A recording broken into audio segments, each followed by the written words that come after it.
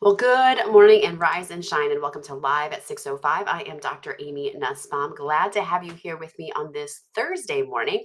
And I just have a couple questions to start off our time this morning. Do you feel like you've been circling the same mountain, wanting to grow, but not quite sure how to get to that next level? Or maybe you're hungry for more spirituality, or you're ready for more emotionally or mentally, but you feel stuck in the same routines and not quite sure what's my next step? How do I get there? Where am I going? Today, we are talking about personal growth.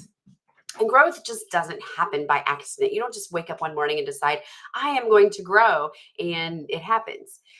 It requires intention, it requires structure and a willingness to step out of your comfort zone. Because oftentimes, when we want to grow, we have to get out and do things that we've never done before. And that can be scary. And a lot of people just kind of freeze in the thought of having to step out and do something different. But just like a seed doesn't grow without good soil, with water, with sunlight, we don't grow without the right environment and the right practices. And the thing about a seed is it has to crack before it can grow. It has to go through some discomfort before it can grow. And we too often need to go through some discomfort before we can grow. So there are three areas when I work with people that they're often like, "Ooh, I really want to grow in this area." And the first one is spiritual growth. This could mean setting aside time every day to pray, or maybe to get some scripture reading in, or maybe listening to a podcast, or sitting down and journaling. Remember what Jesus said in John 15:5: I am the vine, you are the branches. Apart from me, you can do nothing. So, oftentimes, when I work with people, it's okay, how can you get connected? How can you stay connected to Jesus? How can you grow in that relationship, which just often means spending more time with Him? So that is where real growth begins when it comes to spiritual growth. And sometimes there are some things that we need to overcome, some limiting beliefs when it comes to spiritual growth, or even some falsehoods. Maybe growing up, you learned some things that weren't quite right, or you've heard some things that weren't quite right, and we've had to overcome that. But we dive in to wherever you are so that we can help you get to the next level and get that growth. The second place is emotional growth.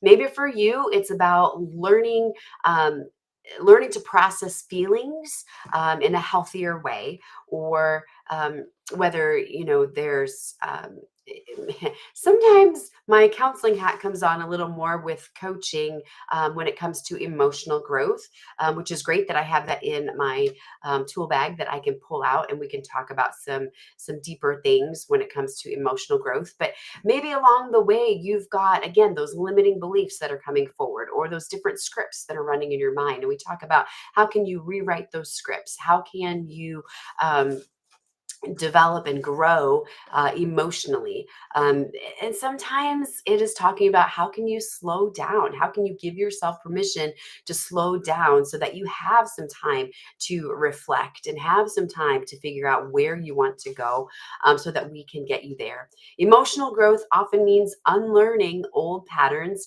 and replacing them with new ones. So it's taking that time to discover, where some old, maybe things that used to be true aren't true anymore. How can we shift those mindsets?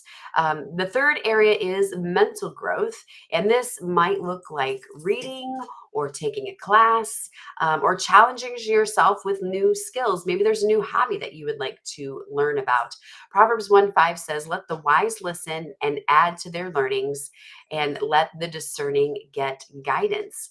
Lifelong learning keeps our minds sharp and our perspectives open. I am always about learning. I love reading. I love learning new things. I love teaching the things that I am learning.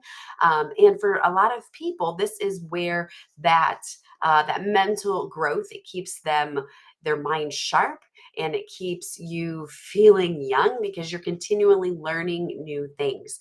But these are the three areas that oftentimes when people come to coaching, they're like, I would really like to grow. And so we discern, okay, which of these areas do you want to start with? Because oftentimes people are like, but I want to do all three.